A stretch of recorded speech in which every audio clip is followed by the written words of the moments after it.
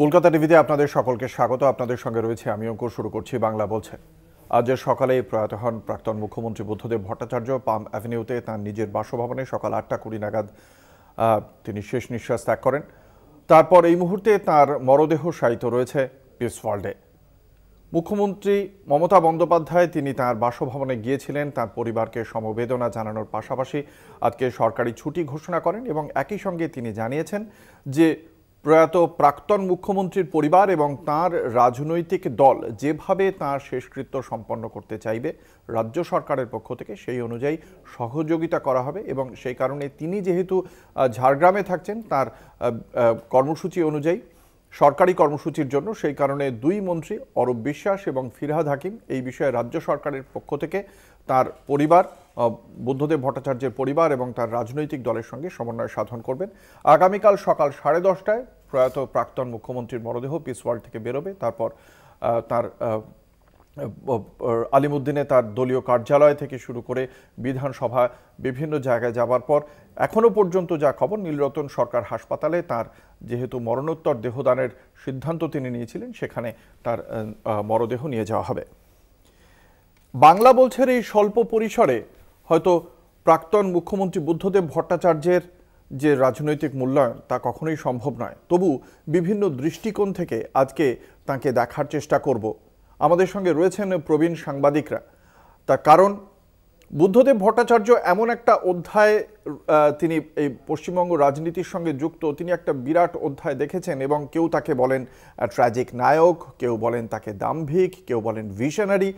এবং সেই জায়গা থেকেই কেমন ছিলেন প্রশাসক বুদ্ধদেব ভট্টাচার্য, রাজনীতিক বুদ্ধদেব ভট্টাচার্য, মানুষ বুদ্ধদেব ভট্টাচার্য, প্রবীণ সাংবাদিকরা যারা তাকে খানিকটা হলেও আমাদের থেকে অনেকটা বেশি কাছ থেকে দেখার সুযোগ পেয়েছেন তারা কিভাবে মূল্যায়ন করছেন এই বুদ্ধদেব ভট্টাচার্যকে সেটাই আজকে জানার চেষ্টা করব বাংলা বলছের মঞ্চ থেকে। আমাদের সঙ্গে প্রবীণ সাংবাদিকরা যারা রয়েছেন তাদের সঙ্গে পরিচয় করিয়ে দেব দর্শকদের। আমাদের সঙ্গে রয়েছেন প্রবীণ সাংবাদিক শুভাশিস মৈত্র, আমাদের সঙ্গে রয়েছেন প্রবীণ সাংবাদিক জয়ন্ত চৌধুরী, রয়েছেন আমাদের পলিটিক্যাল এডিটর আশিস চট্টোপাধ্যায় এবং রয়েছেন প্রবীণ সাংবাদিক দেবাশিস সেনগুপ্ত। আপনাদের সকলকেই দেবাশিস দাশগুপ্ত, আপনাদের সকলকেই স্বাগত জানাচ্ছি বাংলা বলছের পক্ষ থেকে। একদম প্রথমে আমি যে বিষয়টি এই আলোচনায় যাব, কিন্তু একদম প্রথমে মুখ্যমন্ত্রী মমতা বন্দ্যোপাধ্যায় আজকে তার মানুষ বুদ্ধদেব ভট্টাচার্য সম্পর্কে তার যে বক্তব্য তিনি আজকে তার বাসভবনে গিয়ে রেখেছেন, আমি প্রথমে শোনাবো দর্শকদের। উনি দীর্ঘদিন বিধানসভার জনপ্রতিনিধি ছিলেন, মুখ্যমন্ত্রী ছিলেন, লিডার অব দ্য হাউস, এবং তাছাড়াও অনেক ডিপার্টমেন্টের মিনিস্টার ছিলেন দীর্ঘদিন। কাজেই ওনার মৃত্যুটা রাজ্যের পক্ষে একটা বড় লস। ওনার সাথে আমার অনেকবার কথা হয়েছে, দেখা হয়েছে। উনি যতবার হসপিটালে ভর্তি হয়েছেন আমরা দেখতে গেছি এবং সবসময় উনি সুস্থ হয়ে ফিরে এসেছেন, এটা আমাদের কাছে বড় প্রাপ্য ছিল। ওনার মৃত্যুর বয়স হয়তো হয়নি, কিন্তু যেহেতু ওনার একটা প্রবলেম ছিল, শ্বাসকষ্ট হতো। আজ সকালেও বৌদি বললেন যে ব্রেকফাস্ট করেছেন, ব্রেকফাস্টের পরেই শ্বাসকষ্টটা হয়ে হঠাৎ চলে গেছেন। মুখ্যমন্ত্রী মমতা বন্দ্যোপাধ্যায়ের সঙ্গে তার রাজনৈতিক বৈরিতা থাকতেই পারে, কিন্তু 2012-র পর থেকে আমরা বিভিন্ন সময়ে দেখেছি। 2011-তে যখন মমতা বন্দ্যোপাধ্যায় মুখ্যমন্ত্রী হন তখন আমরা দেখেছিলাম যে তার যে শপথ গ্রহণ অনুষ্ঠান, সেই শপথ গ্রহণ অনুষ্ঠানেও কিন্তু রাজনৈতিক সৌজন্য বজায় রেখে প্রাক্তন মুখ্যমন্ত্রী হিসেবে বুদ্ধদেব ভট্টাচার্য উপস্থিত ছিলেন। এবং তারপরেও বুদ্ধদেব ভট্টাচার্যের শরীর সম্পর্কে কেমন আছে বা তার হসপিটালে যখন তিনি ভর্তি ছিলেন সেই সময়ও তার খোঁজ নিয়েছেন বর্তমান মুখ্যমন্ত্রী মমতা বন্দ্যোপাধ্যায়। আমি একদম প্রথমে এই বিষয়টি নিয়ে চর্চায় আসবো প্রথমে শুভাশিসদার কাছে। শুভাশিসদা, এই যে রাজনৈতিক দলমত নির্বিশেষে আজকে আমরা দেখলাম তার প্রতি একটা শ্রদ্ধা রয়েছে এবং শ্রদ্ধার সঙ্গে সঙ্গে একটা আবেগও যেন কাজ করছে, এটার ঠিক কারণটা কি বলে মনে করেন? বুদ্ধদেব ভট্টাচার্য শুধুই একজন সেই সাদা ধুতি পাঞ্জাবি পরা সেই ভদ্রতার কারণে একটা রাজনৈতিক, নাকি শিক্ষা, নাকি তার রাজনৈতিক বক্তব্য, কি কারণে এটা হচ্ছে, এই আবেগটা কেন? এইটা কিন্তু আমাদের প্রথমত এটা রাজনীতিতে মানে হওয়া উচিত একটা এটা কিন্তু আমাদের খুব বিরল নয়। মানে বিধান রায়ের সঙ্গে জ্যোতি বসুর সম্পর্ক খুবই ভালো ছিল। বিধান রায়ের জীবনী যারা লিখেছেন তাদের বই পড়লে জানা যায় যে জ্যোতিবাবু মাঝে মাঝেই যেতেন বিধান রায়ের বাড়িতে কফি খেতে, এবং তারা লিখেছেন যে ব্যক্তিগত বিষয় কোনো বা দলীয় বিষয় নিয়ে আলোচনা করতে শুনিনি, সবই সরকারি বিষয় নিয়ে কথা হতো তাদের মধ্যে। একটা দুটো ক্ষেত্রে হয়তো ব্যতিক্রম ছিল। আমার ধারণা অজয় মুখোপাধ্যায়ের সঙ্গে জ্যোতি বসুর সম্পর্ক হয়তো খুবই তিক্ত ছিল। তাদের মধ্যে কি সম্পর্ক, মানে ভালো সম্পর্কের গল্প খুব একটা আমার জানা নেই। বুদ্ধদেব ভট্টাচার্যকে সরিয়েই মমতা ক্ষমতায় এসছেন, কিন্তু রাজনীতি যাই হোক না কেন একটা সম্পর্ক মমতার দিক থেকেও একটা উদ্যোগ ছিল যে এটা মাঝখানেও অসুস্থ হওয়ার সময় দেখতে যাওয়া ইত্যাদি ছিল। জ্যোতিবাবুর মারা যাওয়ার সময়ও মমতা গিয়েছেন, জ্যোতিবাবুর বাড়িতেও গিয়েছেন দেখা করতে। ফলে আমার মনে হয় এটা খুব বিরল ঘটনা, কিন্তু বাংলার রাজনীতিতে নয়, সেটা কিন্তু বললে ভুল হবে।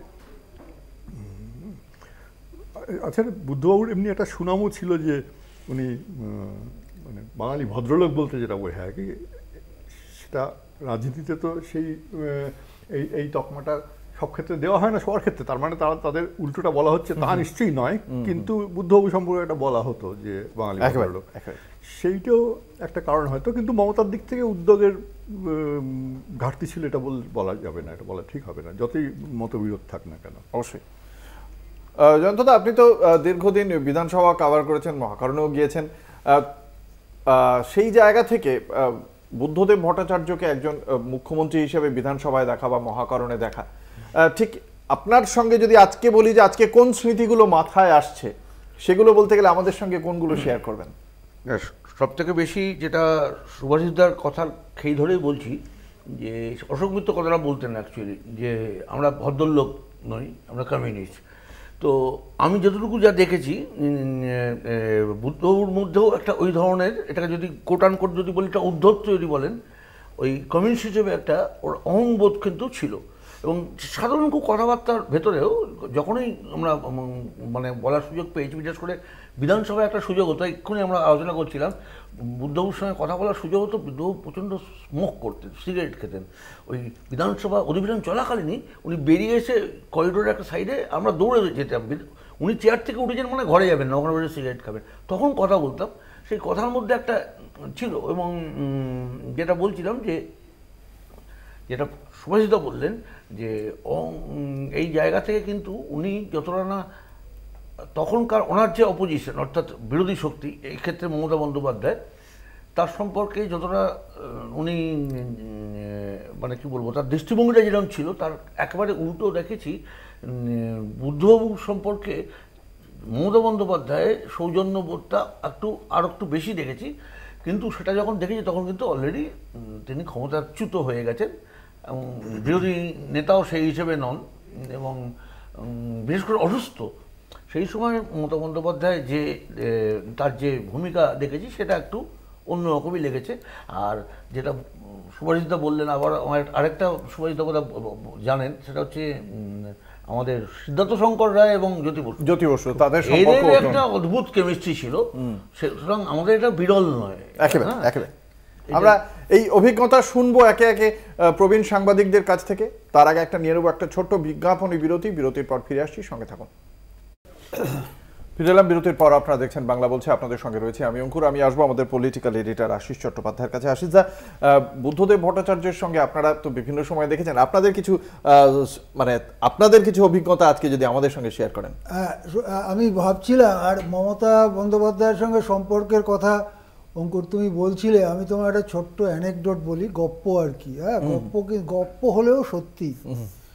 13 মে 2011 ভোট গোনা হয়। হ্যাঁ, দুপুরবেলা বুদ্ধবাবু চলে যান, গোপাল গান্ধী তখন আমাদের এখানে রাজ্যপাল, তার কাছে পদত্যাগপত্র দেন। গোপাল গান্ধী বলেন যে আপনি পরবর্তী সরকার গঠন না অবধি কেয়ারটেকার থাকুন। কেয়ারটেকার চিফ মিনিস্টার থাকে না, তা বুদ্ধবাবু আর রাইটার্সে যাননি, ওই কেয়ারটেকার চিফ মিনিস্টার ছিলেন। তার মধ্যে অনেক সব ঘটনা ঘটছিল। মমতা বন্দ্যোপাধ্যায় 15 তারিখ নাগাদ ঘোষণা করেন, কোনো সব নানারকম কনসাল্ট করার পর, যে 20 তারিখে শপথ হবে। এবারে 20 তারিখে শপথ হবে, শপথ গ্রহণ অনুষ্ঠান হবে রাজভবনে, এবং রাজভবনে শপথ গ্রহণ অনুষ্ঠানে সরকারের পক্ষ থেকে চিফ সেক্রেটারি ইত্যাদি তারা সিপিএম টিপিএম সবাইকে আমন্ত্রণ জানায়। এইসব আমন্ত্রণপত্র 15-16 তারিখে পৌঁছে যায়, বুঝতে পেরেছেন? কিন্তু সিপিএম ঠিক করে উঠতে পারছে না যে তারা শপথ গ্রহণে যাবে কি যাবে না। প্রবল পলিট ব্যুরো ফোড়ো, মানে মাথার চুল খাড়া হয়ে যাচ্ছে যে না গেলে কেমন হয়, গেলে কেমন হয়, কোনটায় পলিটিক্সটা কীরকম হবে। এইরকম অবস্থায় 20 তারিখের শপথ, 18 তারিখ সকাল 8:15 সময় বুদ্ধবাবুর পাম এভিনিউর ফ্ল্যাটে গিয়ে হাজির হন পার্থ চট্টোপাধ্যায়, বুঝতে পেরেছেন? পার্থ চট্টোপাধ্যায় তখনও তৃণমূল কংগ্রেসের ওই যে কি বল মহাসচিব, ওইরকম একটা ব্যাপার। তো মহাসচিব গেছেন, গিয়ে বুদ্ধদেব ভট্টাচার্য তখন ঘুমোচ্ছে। বুদ্ধদেব ভট্টাচার্য ঠক ঠক করে কড়া নেড়েছে, বোধহয় বুদ্ধদেব ভট্টাচার্যের স্ত্রী বেরিয়েছেন, বেরিয়ে তারপরে উনি তো এখনো ওঠেননি, আমি পার্থ চট্টোপাধ্যায় এসেছি বলে বুদ্ধবাবুকে তুলেছে। বুদ্ধবাবু ঘুম জড়িত চোখে দাঁত না বেজে পার্থ চট্টোপাধ্যায়ের সঙ্গে দেখা করেছেন। পার্থ চট্টোপাধ্যায় বুদ্ধবাবুর হাতটা ধরে বলেছেন, আপনি প্লিজ আসবেন এই শপথ গ্রহণ অনুষ্ঠানে, বলে একটা চিঠি দিয়েছে। বুদ্ধবাবু সেই চিঠিটা নিয়ে তারপর অবশ্যই দাঁত টাত মেজে আর মানে স্নান টান করে, যেমনভাবে উনি সকালবেলা 9:30-10টার মধ্যে আলিমুদ্দিনে চলে যেতেন, এটা তো সারা জীবনের অভ্যাস। গেছেন, গিয়ে পার্টিকে বলেছেন, আমার মনে হয় এর পরে ওই শপথ গ্রহণ অনুষ্ঠানে বামফ্রন্ট যদি না যায় সেটা রাজ্যের কাছে ভালো বার্তা যাবে না। সঙ্গে সঙ্গে তার সেই মত দিল্লিতে পলিট ব্যুরোতে জানানো হয়, পলিট ব্যুরো জরুরি বৈঠক করে এবং সিদ্ধান্ত হয় বামফ্রন্টের সবাই তো বটেই, বামফ্রন্টের চেয়ারম্যান বিমান বসু এবং বুদ্ধ ভট্টাচার্য সহ সবাই রাজভবনে যাবেন।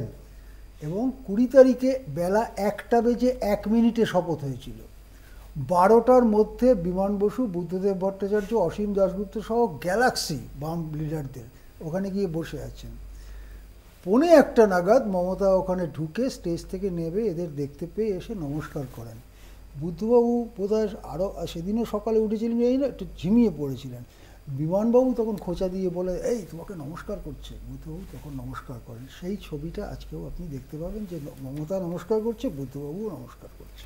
কেমন লাগলো গল্পটা? অবশ্যই অবশ্যই এই বিষয়গুলোর জন্যই আপনাদের কাছে আসা। আমি যে কথাটা বললেন যে বুদ্ধবাবুর কথায় যেভাবে নমনীয় হয় পরবর্তীকালে পার্টি, আমি সেই জায়গা থেকে দেবাশিস দা আপনার কাছে জানতে চাইব যে এই যে আজকে যে কংগ্রেস এবং বামের যে জোট, সেই জোটের ক্ষেত্রেও তো একসময় বুদ্ধদেব ভট্টাচার্য তিনি পার্ক সার্কাসে রাহুল গান্ধীর সঙ্গে সভা করেছিলেন এবং যাতে এই জোটপন্থী সীতারাম ইয়েচুরি সাধারণ সম্পাদক হয় সেই জন্য VS অচ্যুতানন্দনকে নিয়ে তিনিও কার্যত সওয়াল করেছিলেন।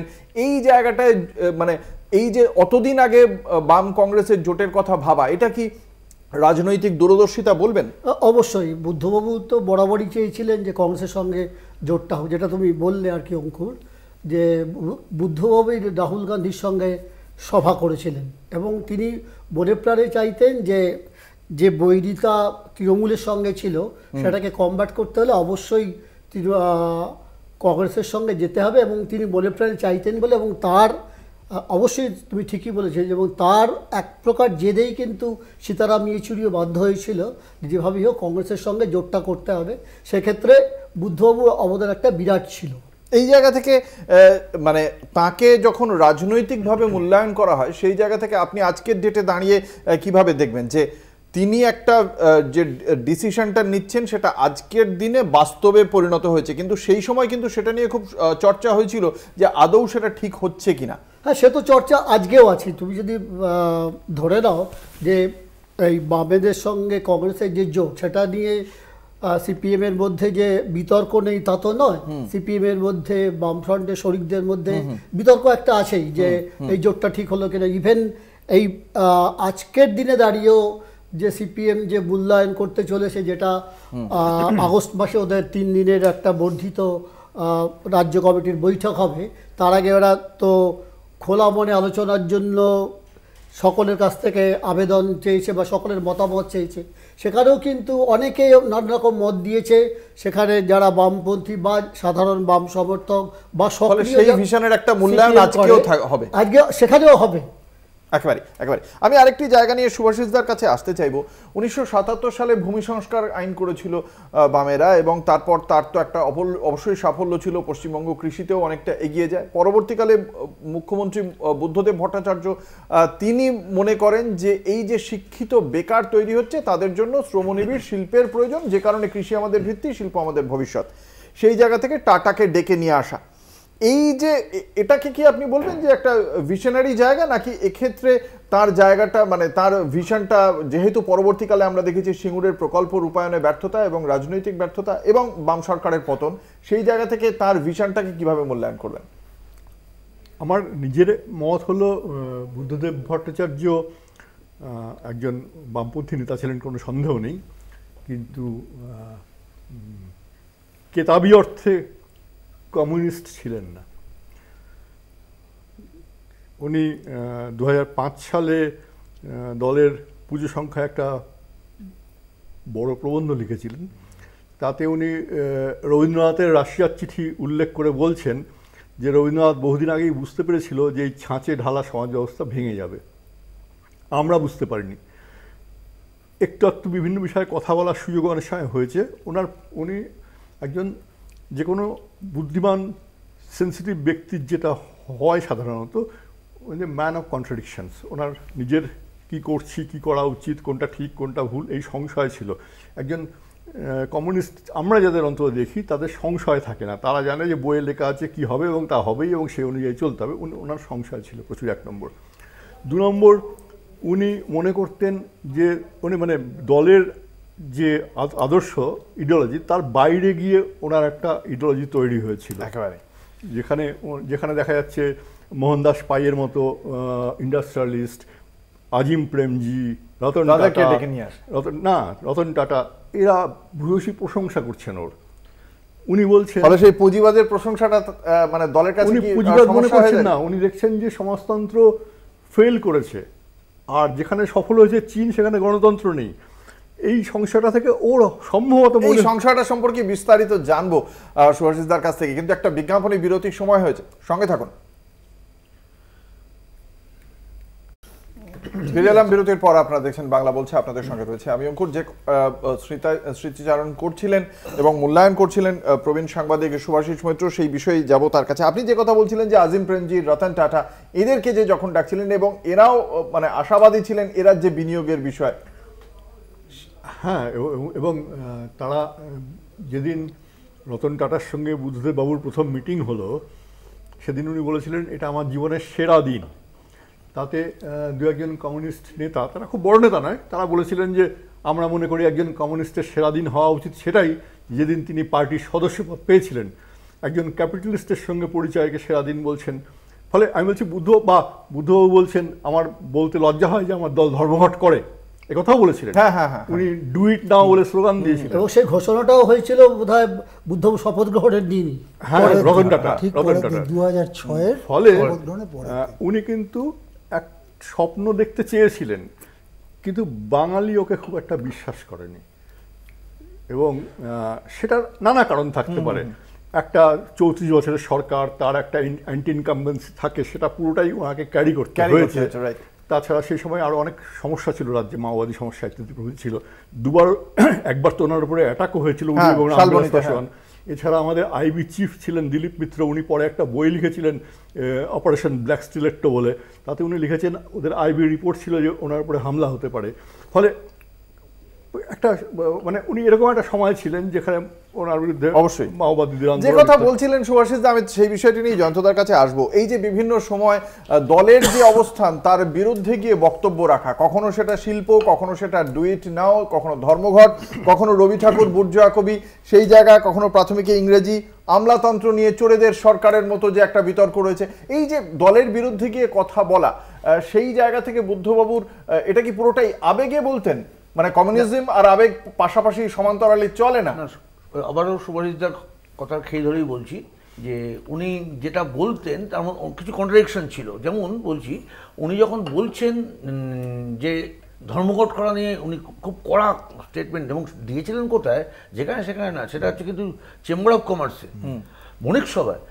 তখন বুদ্ধবাবু কিন্তু সমালোচিত হয়েছিল। আমার এখনো মনে আছে সেই সময় বিভিন্ন পত্রপত্রিকায় তো বটে, আমাকে দলের পত্রিকাতেও ঘুরিয়ে পেঁচিয়ে বলার চেষ্টা হয়েছিল যে যখন উনি ধর্মঘটের বিরোধিতা করছেন তখন কিন্তু পশ্চিমবঙ্গে প্রচুর বড় বড় সংস্থা যারা পিএফ ডিফল্টার, তো বলা হয়েছিল যে পিএফ ডিফল্টার সেইটা নিয়ে কোনো মন্তব্য হচ্ছে না, আর কোম্পানিগুলো যে লগ আউট করে দিচ্ছে সেসব নিয়ে মন্তব্য হচ্ছে না, খালি বলা হচ্ছে যে ধর্মঘট করলে মানে এই ধরনের বিষয়। আবার যেমন ডু ইট নাও সমালোচনা হলো, যদিও বাঙালি মধ্যবিত্ত অনেকে মনে করতে শুরু করলো এই তো একটা বেশ নিয়মানুবর্তিতার কথা বলছেন, হ্যাঁ, কোঅর্ডিনেশন কমিটির বিরুদ্ধে তো একটা কর্মসংস্কৃতি এর তো অভিযোগ ছিলই বললেন, কিন্তু দলের মধ্যে কিন্তু ডু ইট নাও শব্দটাকে সবাই ভালোভাবে নেননি। এবং এই যেটা সবাই যেটা বলছেন যে এটা কি কমিউনিস্ট সুলভ আচরণ না। দ্বিতীয়ত একটা প্রশ্ন অনেকে তুললেন যে তাহলে কি জ্যোতিবাবুর সময় ঠিক সময় কাজ হচ্ছিল না, এই প্রশ্নটাও কেউ তুললেন। এই একই, তাহলে কি জ্যোতিবাবুর সময় হচ্ছিল না? যেমন শিল্পের ক্ষেত্রেও যেমন সবাই বলতে শুরু করলো যখন যে বুদ্ধবাবু এই আপনি যেটা বললেন যে পরপর শিল্পপতিদের ডেকে আনছেন, আরে সত্যি কথা বলতে পশ্চিমবঙ্গের যে শিল্পনীতি, এই যে মুখটা ঘোরানো, এই ঘোরানোর জায়গাটা কিন্তু প্রাথমিক কাজটা কিন্তু জ্যোতিবাবু ৯-এর দশকের শেষে 93-তে পিভি নরসিংহ আমলে প্রথম করেছিলেন জ্যোতিবাবু, সেইটা পিছিয়ে গিয়ে নানান কারণে বুদ্ধবাবুকেই সামনে আনা হচ্ছিল। একেবারে আমি আসলে আপনার কাছে জানতে চাইবো, এই যে ধরুন বুদ্ধবাবুর একের পর এক কাজ, যেমন এই রতন টাটা বা আজিম প্রেমজিদের প্রতি তিনি যতটা মানে সেই বিষয়টি দেখছিলেন, এবং সেই কারণে দলের একটা অভিমত ছিল বা মূল্যায়ন ছিল যে সেই কারণে দলের সঙ্গে যে নিম্নবর্গীয় মানুষ তারা খানিকটা বিচ্যুত হচ্ছে, এবং তার পাশাপাশি সংগঠনের থেকে প্রশাসনের ওপর নির্ভরতা বাড়ছে বুদ্ধদেব বাবুর। তার এই যে প্রজ্ঞা, সেই প্রজ্ঞাকে আজকে কিভাবে মূল্যায়ন করবেন?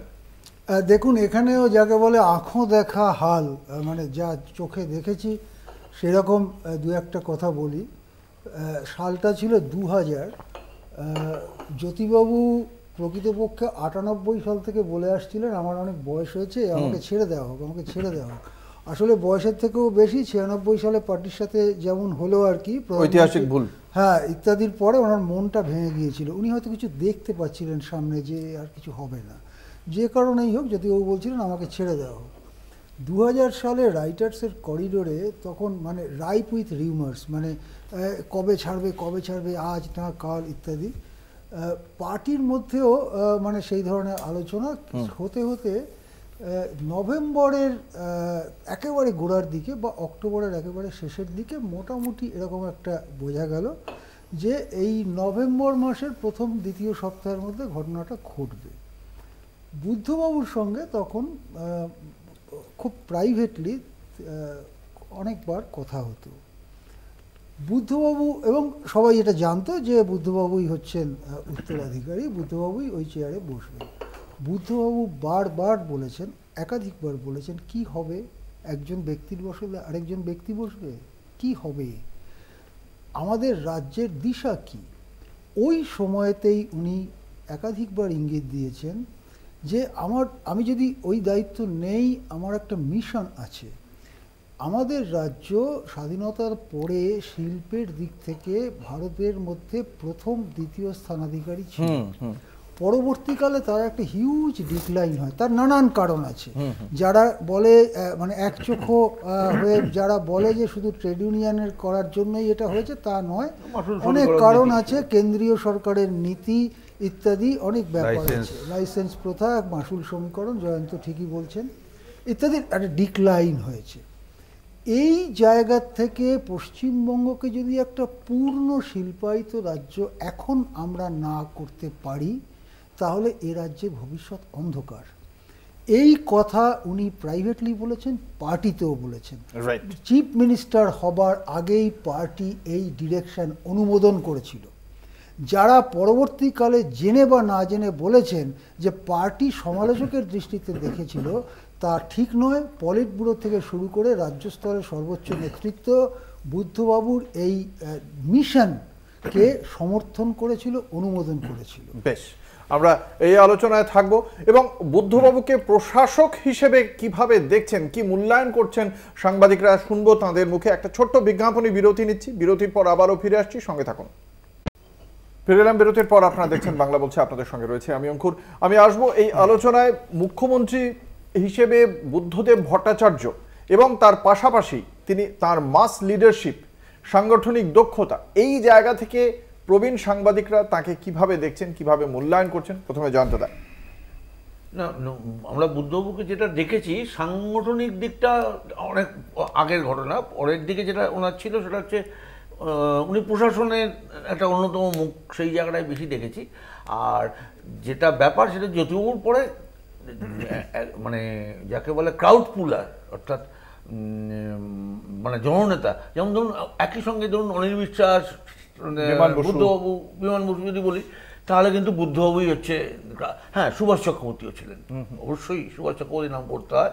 এই সুভাষ চক্রবর্তী ছাত্র আন্দোলনের ভেতর থেকে উঠে আসা, বুদ্ধবাবু সেই অর্থে ছাত্র আন্দোলন থেকে নয়, যুব থেকে। তারও একটা অনেক তাও কারণ আছে, সেই সময় যারা যুব নেতা ছিলেন তারা বেশিরভাগই হয় অ্যারেস্ট হয়েছিলেন, নয়তো তাদেরকে আন্ডারগ্রাউন্ডে চলে যেতে হয়েছিল। সে একটা অন্য কাকতালীয় ঘটনা ওনার উঠে আসা। কারণ উনি অ্যাকচুয়ালি তখন শিক্ষকতা করতেন, সেখান থেকে আবার উনি যুব নেতা হয়েছিলেন। কিন্তু পরবর্তীকালে যেটা দেখেছি সেটা হচ্ছে যে ওনার কিন্তু ওই এই মুহূর্তে কিন্তু সেই সিপিএমের ওই সেটা বলে শেষ একজন জননেতা যদি বলা যেতে পারে, মানে তার একটা অ্যাকসেপ্টেন্স সাধারণ মানুষের কাছে, এই জন্য সিপিএম হতে হবে না, সাধারণভাবে মানুষের কাছে তাকে দেখা বা তার একটা আকর্ষণ বা আবেদন ছিল। সুভাষিসদা, আপনাকে জানতে চাইবো, তসলিমা নাসরিন, রিজওয়ানুর বিতর্ক বা সিঙ্গুর নন্দীগ্রাম নেতাই, এই সমস্ত ঘটনাগুলো যদি আমরা দেখি, বা দুর্গাপুর এক্সপ্রেসওয়েতে যেভাবে বন্ধ হয়েছিল সেই সময়টা পরবর্তীকালে বলা হয় যে সেই সময় বিরোধী নেত্রীকে সেই জায়গা থেকে মানে উৎখাত করা, এই সমস্ত সিদ্ধান্তগুলোর ক্ষেত্রে মাথায় রাখলে প্রশাসক হিসেবে কিভাবে মূল্যায়ন করবেন? তিনি কি দৃঢ়তার অভাব ছিল বা দোলাচল ছিল? আমি জয়ন্তর সঙ্গে একটু আমার আসলে এই বিষয়ে মতামতটা আমার একটু আলাদা। ওই ভিন্নমত থাকাটাই স্বাভাবিক, থাকতেই পারে। সেটা হচ্ছে গিয়ে আমার মনে হয় যে উনি সরকারে থাকার কারণে এবং বড় পার্টির ছায়ায় থাকার কারণে ওনার মিটিংয়ের লোক নিশ্চয়ই হতো, কিন্তু আমার জননেতা ওনাকে কোনোদিন মনে হয়নি। ভালো লোক, চিন্তা করতে পারেন, স্বপ্ন দেখতে পারেন, স্বপ্ন দেখাতে পারেন কি না এটা নিয়ে আমার প্রশ্ন আছে। চেয়েছিলেন অনেক ভালো কাজ করতে, কিন্তু উনি খুব দক্ষ রাজনীতিক আমার কখনো মনে হয়নি। দক্ষ রাজনীতিক হলে এই কাজগুলো উনি কৌশলের সঙ্গে করতে পারতেন। আমরা বলি না একটা কথা, কথা শুনতে খারাপ লাগে, ধুরন্ধর পলিটিশিয়ান। এই ধুরন্ধর কথাটা বেসিক্যালি অরিজিনে গেলে খারাপ কথা নয়।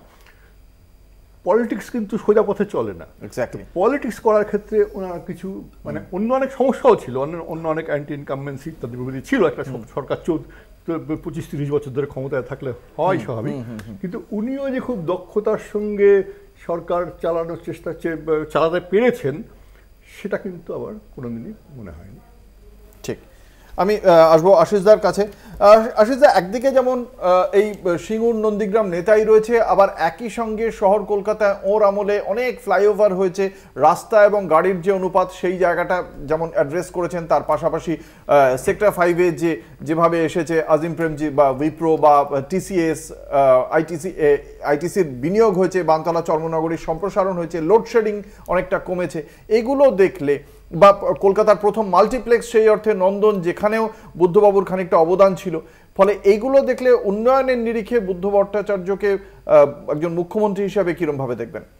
দেখুন, আমি মোটামুটি সুভাষিসদা যে কথাটা বললেন সেই কথাটাকেই আমার মনে হয় যে সঠিকভাবে মূল্যায়ন করা হবে, যে ধুরন্ধর রাজনীতিবিদ বা ধুরন্ধর মুখ্যমন্ত্রী, এবং মুখ্যমন্ত্রী আমাকে থাকতেই হবে, তার জন্য যা করার করতে হবে, এইভাবে উনি কখনো মুখ্যমন্ত্রিত্ব চালাননি। উনি রাজনীতিও এভাবে করেননি।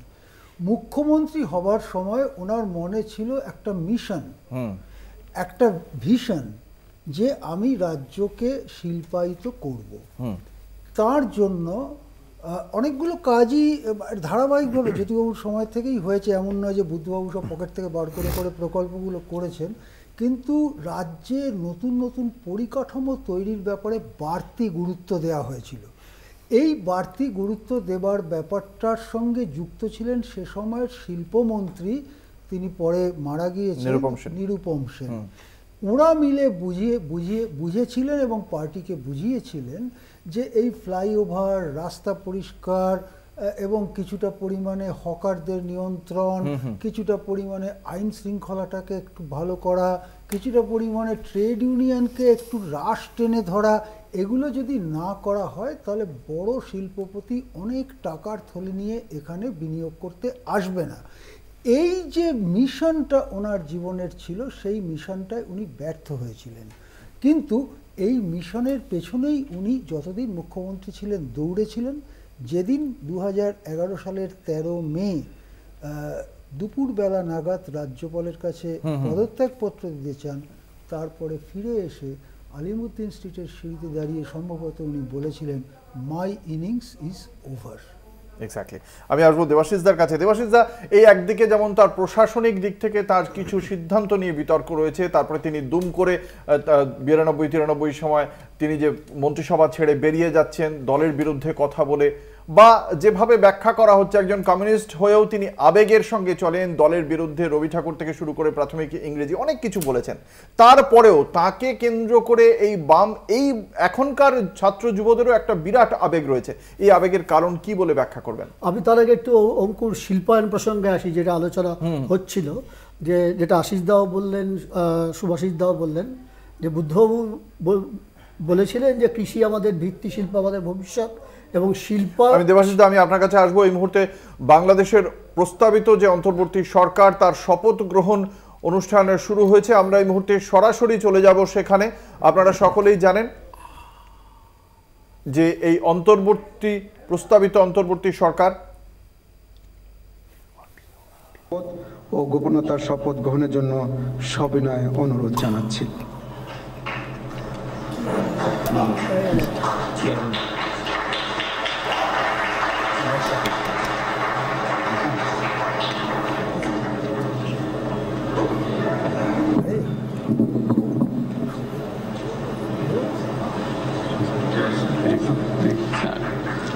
নবনিযুক্ত মাননীয় প্রধান উপদেষ্টাকে অনুগ্রহপূর্বক শপথ পাঠ করানোর জন্য মহামান্য রাষ্ট্রপতিকে বিনীত অনুরোধ জানাচ্ছি। বিসমিল্লাহির রহমানির রহিম। প্রধান উপদেষ্টার শপথ। আমি মোহাম্মদ ইউনুস সশ্রদ্ধ চিত্তে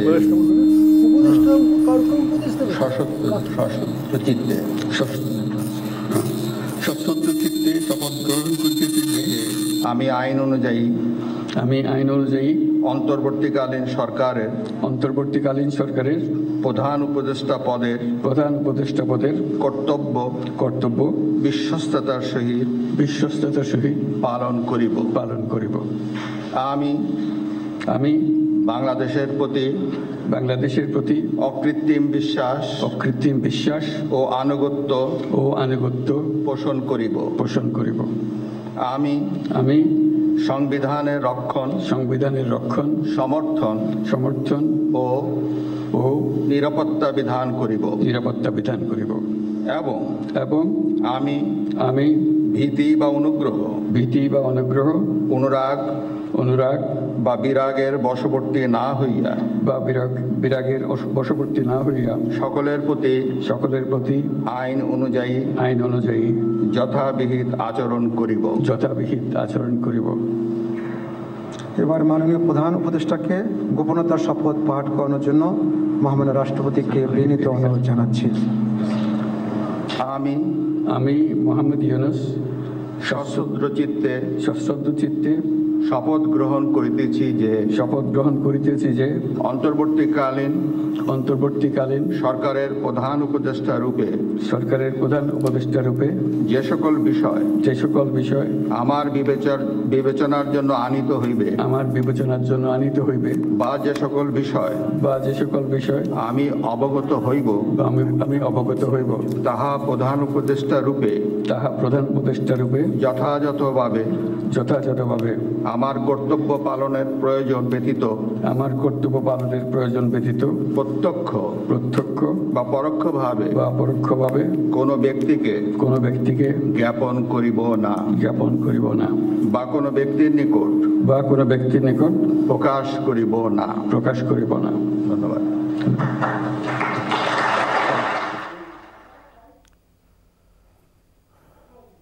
আমাদের সঙ্গে আজকের বাংলা বলছে এই আলোচনায় উপস্থিত ছিলেন জয়ন্ত চৌধুরী, শুভাশিস মৈত্র, আশিস চট্টোপাধ্যায়, দেবাশিস দাশগুপ্ত। আপনাদের সকলকে আপনাদের মূল্যবান মতামতের জন্য অসংখ্য ধন্যবাদ। শেষ করছি বাংলা বলছে। দেখতে থাকুন কলকাতা টিভি, রাত দিন 7 দিন।